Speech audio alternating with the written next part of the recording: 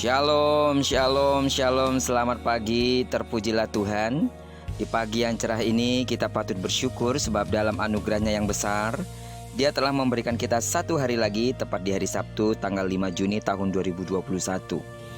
Doa saya di sepanjang bulan Juni yang luar biasa ini, secara khusus sepanjang hari ini sampai terbenamnya matahari di tanggal 5 Juni ini, segala pengalaman dan pergumulan yang akan kita hadapi akan semakin memurnikan, mendewasakan, dan membuat kita semakin menikmati kebersamaan dengan Tuhan yang adalah Immanuel. Amin.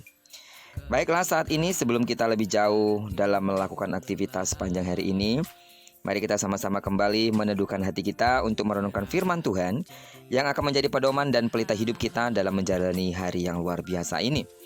Firman Tuhan hari ini tetap kita ambil dari pembacaan 36 hari bersama kitab Bilangan.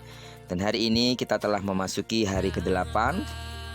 Dan itu artinya kita akan membaca kitab Bilangan pasalnya yang ke-8, ayat pertama sampai dengan ayat yang ke-26. Baiklah, sebagai pengantar renungan kita hari ini, saya akan coba bacakan untuk kita ayatnya yang ke-23 sampai dengan ayatnya yang ke-25.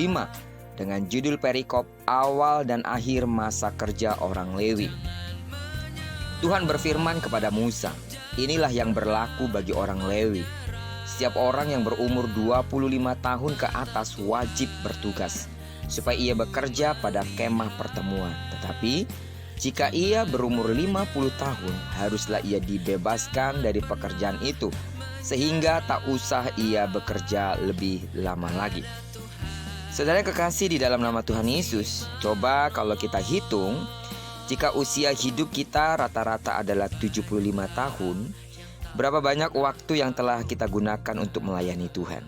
Oke lah, jika kita belum melayani dan hanya merupakan jemaat biasa yang hanya datang sekali seminggu ke gereja dengan asumsi sekali ibadah untuk yang lama, kalau saat ini mungkin 1 sampai 1,5 jam, tapi kalau dulu kita mungkin ibadah 2 jam. Maka selama 75 tahun usia kita hanya menghabiskan 75 kali 52 kali 2 jam. Artinya itu sama dengan 7.800 jam.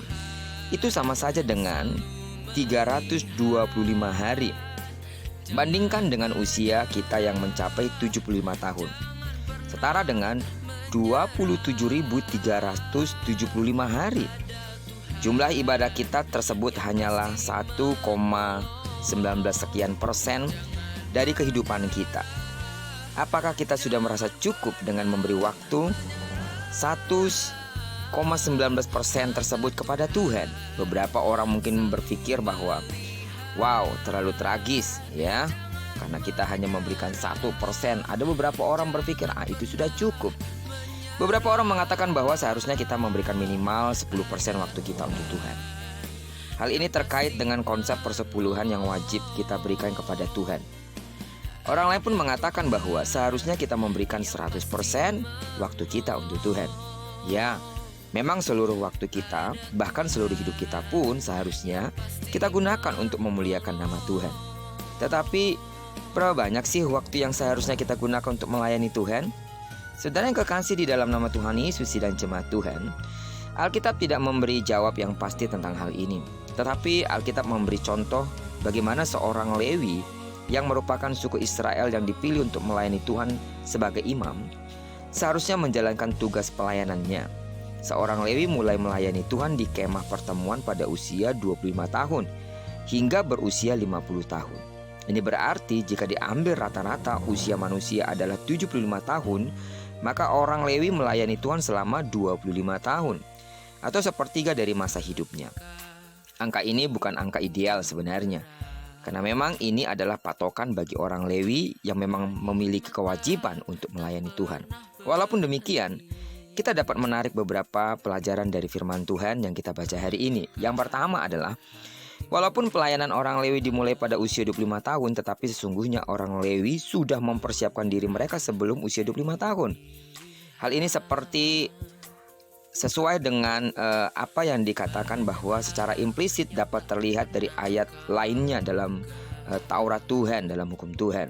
Di dalam Ulangan pasal 6 ayat 7 contohnya, haruslah engkau mengajarkannya berulang-ulang kepada anak-anakmu dan membicarakannya apabila engkau duduk di rumahmu, apabila engkau sedang dalam perjalanan, apabila engkau berbaring, dan apabila engkau bangun.